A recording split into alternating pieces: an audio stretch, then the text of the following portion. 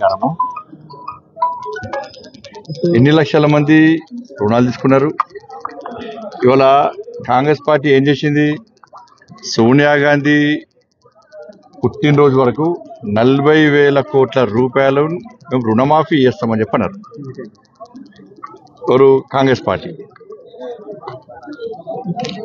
శాసనసభలో ప్రవేశపెట్టిన బడ్జెట్లో ఎన్ని వేల కోట్ల రూపాయలు కేటాయించారు? 26,000 కోట్ల రూపాయలు కేటాయించారు.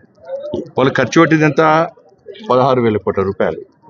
అంటే చిత్తశుద్ధి వాళ్ళ లోపల ఎంత ఉందో దీని ద్వారా అర్థమవుతున్నది.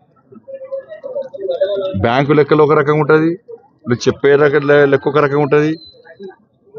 కాబట్టి రైతులకు కావాల్సింది ఏంది? క్లియరెన్స్ సర్టిఫికేట్ కావాలి.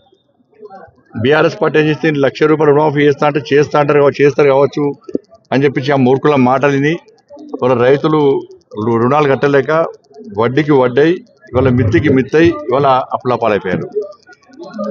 ఈ దగాకోరు కాంగ్రెస్ పార్టీ వచ్చినాక వీళ్ళు చేశారు, వీళ్ళు 2 లక్షలు రుణమాఫీ చేస్తా అంటే వీళ్ళు చేస్తారు కావచ్చు అని చెప్పి మళ్ళీ అదే పరిస్థితి. పైసలు అట్లా ఉంటున్నాయి, అసలు పైసలకు వడ్డీ పెరుగుతున్నది. ఇలా రైతులకు కావాల్సింది మీరు 2 లక్షలు రుణమాఫీ చేస్తారా, 1,00,000 రుణమాఫీ చేస్తారా? ఒక 1,00,000 అంటాడు, ఇంకోటి 2 లక్షలు అంటారు, ఇంకోటి 3 లక్షలు అంటారు. ఇది కాదు, వాళ్ళకు బ్యాంకులోనూ అప్పు తీర్చాలి, క్లియరెన్స్ సర్టిఫికేట్ ఇప్పించాలి. ఇది నిజంగా తీసుకుంటేనే ఇలా మీ పట్ల మీకు రైతు పట్ల విషయం బహిర్గతమైంది. ఇలా 50,000 లక్షలు రుణమాఫీ చేస్తే రేపు వాళ్ళు కనీసం లోన్ తీసుకునే అవకాశం ఉండదు. ఇంటికా, పిల్లల పెళ్లికా, పిల్లల చదువులకా లోన్ తీసుకునే అవకాశం లేదు. ఈ విషయంలో స్పష్టం చేయాలి. రైతుల రుణమాఫీ అనేది ఇప్పటికీ 70% మందికి రుణమాఫీ జరగలేదు. ఇదంతా ఫేక్. అంతా కూడా ఇలా 6 గ్యారెంటీల విషయంలో కాంగ్రెస్ పార్టీ దోపులాడుతున్నది. 2,500 రూపాయలు ఇస్తానియలేదు, తులం బంగారం ఇస్తానియలేదు, స్కూటీ ఇస్తానియలేదు, నోటిఫికేషన్ ఇస్తా అని చెప్పి 30,000 మందికి ఉద్యోగాలు ఇస్తా అన్నారు. వాళ్ళు నోటిఫికేషన్ ఇస్తా అనేది 12,000 మందికి, 12,000 ఉద్యోగాల కోసమే.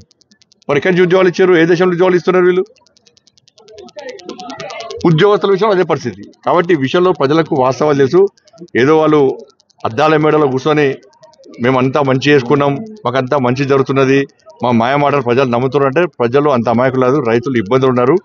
భరోసా ఇస్తానియలేదు, బోనస్ ఇస్తానియలేదు, ఏమి ఇవ్వకుండా తూతుమతంగా చేస్తే దాన్ని ప్రజలు నమ్మే స్థితిలో విషయాన్ని ఇలా కాంగ్రెస్ పార్టీ ప్రభుత్వం గుర్తుంచుకోవాలి. ఇప్పుడు బీఆర్ఎస్